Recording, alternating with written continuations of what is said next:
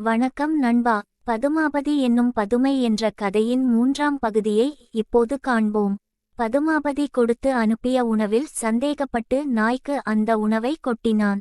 அதனை சாப்பிட்ட நாய் இறந்தது. அதனைக் கண்ட இளவரசன் மிகவும் வருத்தம் கண்டு கண்ணீர் மல்க தன் நண்பனை கட்டியணைத்தான். நீ ஏன் வருந்துகிறாய் நண்பா? பெண்களில் சிலரை நம்புதல் கூடாது. எல்லா பெண்களும் நல்லவர்கள் என்று நினைக்காதே என கூறிவிட்டு, நீ இன்று இரவு அவள் தூங்கும்போது அவளுடைய முத்துமாலையை கழற்றி எடுத்து கொண்டு வந்துவிடு. அதுமட்டுமின்றி அவள் மார்பின் மத்தியில் சூல முத்திரை இட்டது போல 3 கோடுகளை உன் நகத்தாலே எட்டு வா என்று கூறினான்.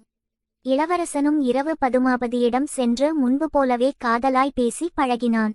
அன்று இரவு அவள் தூங்கும்போது தன் நண்பன் சொன்னது போலவே அவளது முத்துமாலையை கழற்றிக்கொண்டு அவளது அழகிய இளம் மார்பின் மையத்தில் சூல முத்திரை போல் நகத்தால் கீறி அடையாளம் செய்துவிட்டு வந்தான்.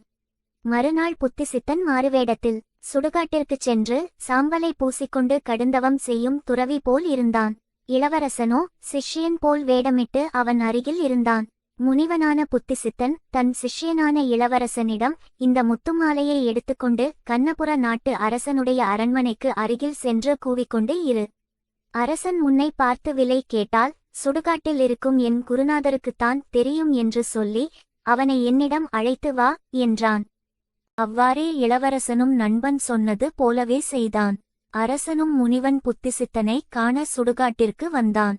முனிவர் வேடத்தில் இருந்த புத்திசித்தன் அரசனை பார்த்து, அரசே, இங்கு நான் இரவு பகலாக கடுந்தவம் செய்து கொண்டிருக்கிறேன்.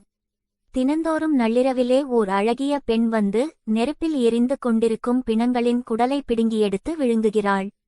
நேற்று நான் அவளை கண்டு தடுத்து, நீ யார், ஏன் இப்படிச் செய்கிறாய் என அதட்டிக் கேட்டேன். அவள் விடை சொல்ல முடியாமல் விழித்து என் கால்களிலே விழுந்து, இதனை யாரிடமும் சொல்ல வேண்டாம் என்று கெஞ்சி பரிசாக இந்த முத்துமாலையை கழற்றி என்னிடம் கொடுத்தாள். நான் வைத்திருக்கும் சூலத்தை எடுத்து அவள் மார்பின் மத்தியில் சூல முத்திரையிட்டு அடையாளம் செய்தேன். அவள் தன் பெயர் பதுமாபதி என்றும் தான் அமைச்சன் பல்லவனின் புத்திரி என்றும் கூறினாள். ஆதலால் நீ அரண்மனைக்குச் சென்றதும் அப்பெண்ணை விசாரித்து உண்மையை அறிந்துகொள். பெண்ணை கொலை செய்வது பெரும்பாவம். ஆதலால் அவளை கொல்லாது நாட்டை விட்டு காட்டிற்கு துரத்திவிடு. அவள் ஊருக்குள் இருந்தால் நாட்டுக்கே கேடு உண்டாகும்.